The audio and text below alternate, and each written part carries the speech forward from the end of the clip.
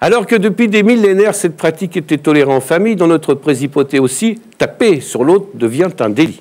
Un reportage sans concession de Cheb Kanta, Carlos Mami et Bertrand Monzon. Clarbel et Sbebar Glichois habitaient dans cet immeuble banal en plein Grosville. Pour les habitants du quartier, c'était un couple comme un autre. On le connaissait bien, nous, Sbebar. Il venait souvent ici, nous faire un petit coucou. Juin 2002, après un mariage heureux, le jeune couple vient s'installer dans le quartier Jean Alési. Clarbel est dentelière et travaille pour de nombreux grands couturiers grosvillois. Sbebar, quant à lui, est déménageur. Tout de suite, grâce à sa silhouette reconnaissable, le couple s'attire les sympathies des voisins. C'était rigolo, hein.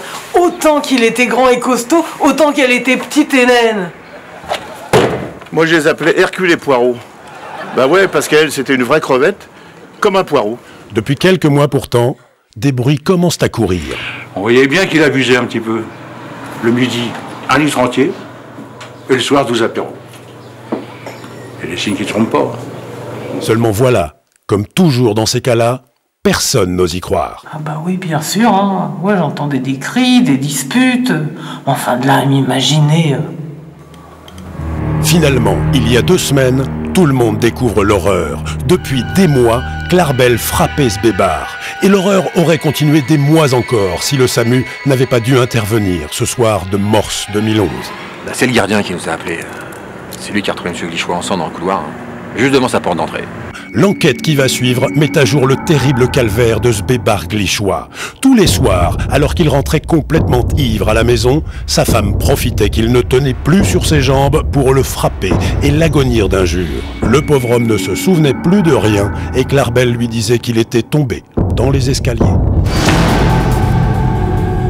Elle était maline, la crevette. Aujourd'hui, la jeune épouse a été arrêtée tandis que son mari était toujours en observation. Pour autant, rien ne sera jamais comme avant dans cet immeuble du 16 boulevard Georges Folgoas. Ah bah ça, tout le monde est bien d'accord là-dessus. Il n'est pas question que cette grosse lopette d'Hercule à la con refoute les pieds ici. C'est pas un immeuble de PD. Hein.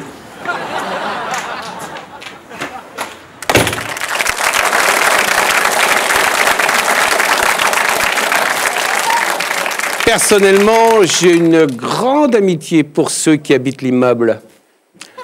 On les emmerde les autres, tous.